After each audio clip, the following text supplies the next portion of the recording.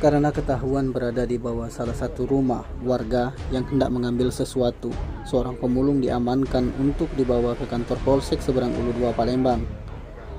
Pemulung bernama Dodiansyah, warga Talang Buntung, Palembang, nyaris diamuk massa di Jalan Kiai Haji Azhari, Lorong Waspada, Kecamatan SU2 Palembang.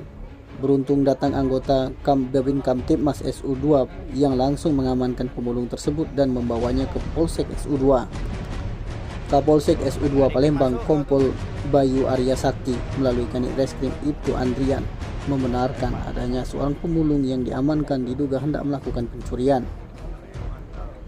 Sementara itu, Nurma warga Lorong Waspada mengatakan bahwa melihat ada orang pria berada di bawah rumah milik tetangganya mengambil sesuatu, tetapi tidak jadi karena ketahuan hingga tertangkap warga. Sementara Dodiansyah mengaku tidak melakukan pencurian, tapi mencari barang yang tidak terpakai. Tim Liputan Sumsel ABTV melaporkan.